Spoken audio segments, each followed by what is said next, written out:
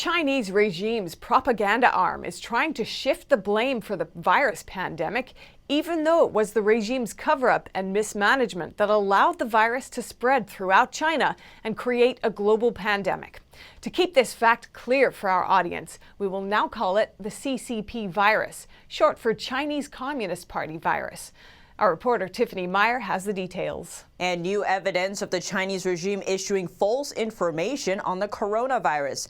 Taiwan's Ministry of Justice Investigation Bureau issued a warning on March 18th of the disinformation surrounding the Wuhan virus. This after they pointed out 271 cases on file for investigation.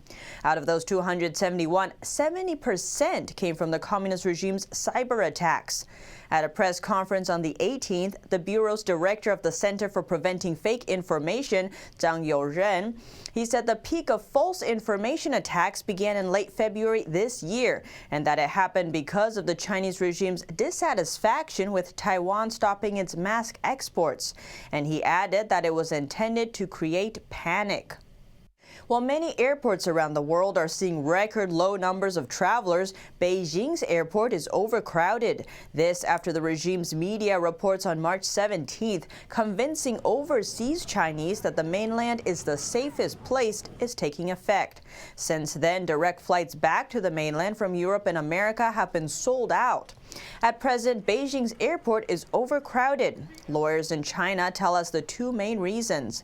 The first reason is the communist regime's far-reaching propaganda arm, which controls media across the whole country and even most of the Chinese-language media in foreign countries.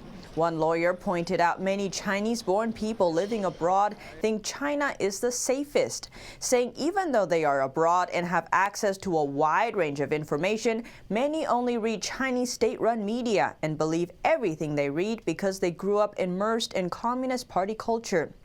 On the other hand, Communist Party members' children are not returning home because their parents have access to internal information and know better.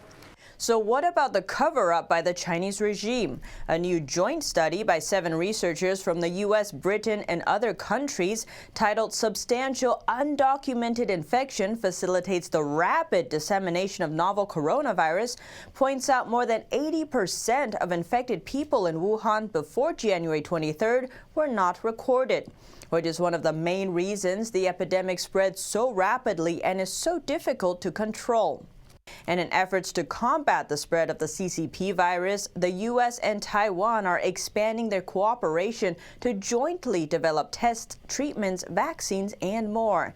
Taiwan's President Tsai Ing-wen wrote on Twitter, "Our countries are not only partners in prosperity, we are partners through adversity and partners with integrity."